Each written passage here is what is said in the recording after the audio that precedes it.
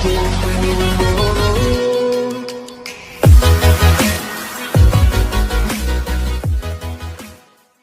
काही प्रश्नाची उत्तर आहे. प्रश्न आहे की 70 वर्ष वयानंतरची बद्धकोष्ठता उपाय. 70च्या आधीची आणि 70च्या नंतरचा असा फरक नाही पडत.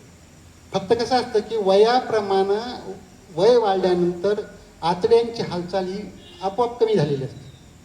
तिला वाढवण्याकरता सतत छोट्या छोट्या हालचाली करणं, फिरणं आणि आपण जे सांगितलेत नियम, जे खायचे घटक आहेत ते आणि पाणी प्यायचं, हे करा.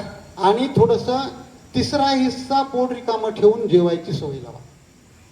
अतिशय पोट भरू नका, एवढं करा. मानसिक आरोग्यासाठी उपक्रम कोणते? हा खूप मोठा विषय आहे. उपक्रम म्हणजे प्रत्यक्ष करायची कृती असते मानसिक आरोग्यासाठीची. तर आपण जे आता सांगितलं सहज, तुम्ही मेडिटेशन करणं ही कृती दररोज करा, तुम्हाला फायदा होईल. मी एक सांगितलं बघा की एक व्हिडिओ आपला छोटासा आहे. झोपण्याच्या वेळी किंवा सकाळच्या वेळेला आपलं कुठलंही तेल असेल घरामध्ये, खोबऱ्याचं तेल असेल, गोडं तेल कुठलंही असेल, एक करंगळीनं हातावर घेऊन थोडंसं बेबीमध्ये एक 2-3 थेंब सकाळी लावा. रात्री झोपायच्या वेळेला लावून झोपा. तुम्हाला 15 दिवसात 20 दिवसात डोकं शांत होते असा एक परिणाम जाणवेल. आपला व्हिडिओ आहे त्याचा केलेला. त्याचं मेकॅनिझम दिलं मी त्याच्यामध्ये. याला कोणी असं अंधश्रद्धा म्हणू शकत नाही.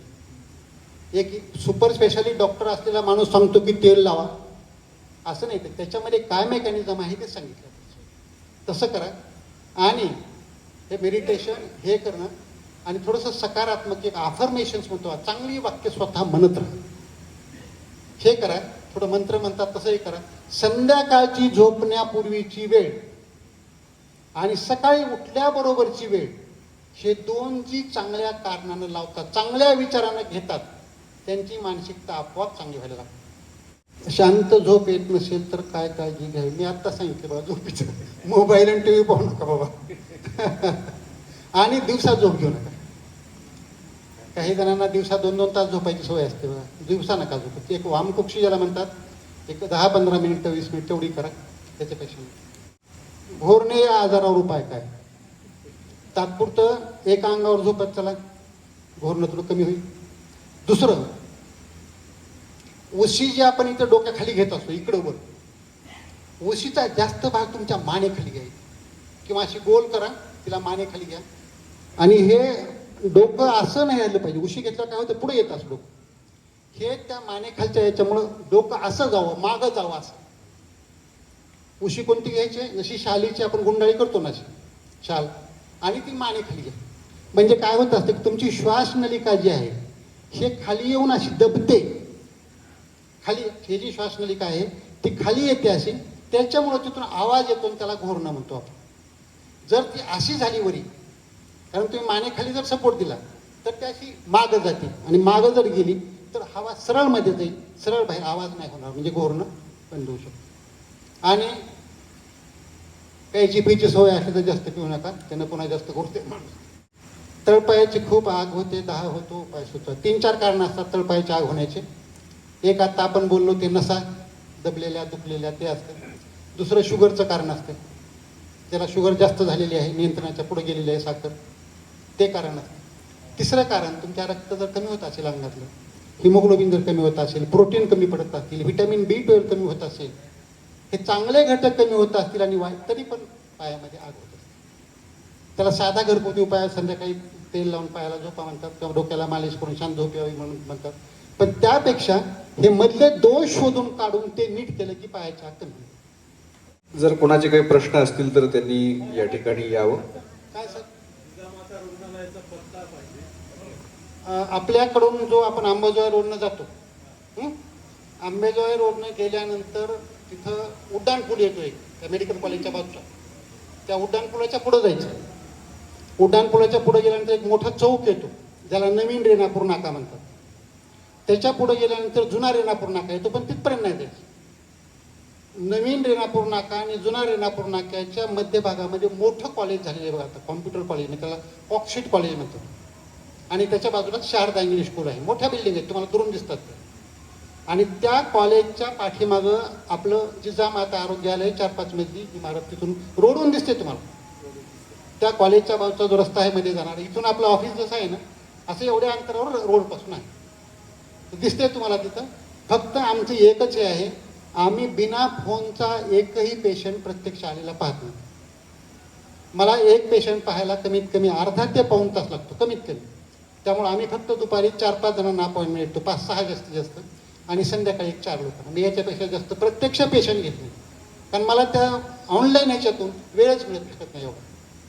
म्हणून आम्ही एवढे कमी वेळ पाहिलो. बिना फोनचा जर पेशंट आला, त्याची गैरसोय झाली तर म्हणजे आम्हाला ते दोष नका, म्हणजे फोन करायचा आम्हाला आणि नंतर यायचं. माझा नंबर, माझ्या प्रत्येक व्हिडिओवर माझा नंबर आहे यूट्यूबच्या, आणि इथं तुम्हाला वाटलं तर आपल्या सरांच्याकडे सगळ्याकडे आहे. मला आज हे व्याख्यान हे म्हणजे भाषण केल्यासारखं वाटलं नाही, तुमच्यापाशी बसून अशा गप्पा मारल्यासारखं वाटतंय. आणि मला स्त्रीला जसं माहेरी आल्यासारखं वाटत असते, तिच्या घरच्या आल्यावर ती त्या माहेरी खोलून गप्पा मारत असते, तसं जरा मलाही वाटते. कारण मी इथं केजला 7वीची परीक्षा माझं केंद्र हेच होतं, 10वीची परीक्षा माझं केंद्र हेच होतं, आणि या केंद्रानं मला इथून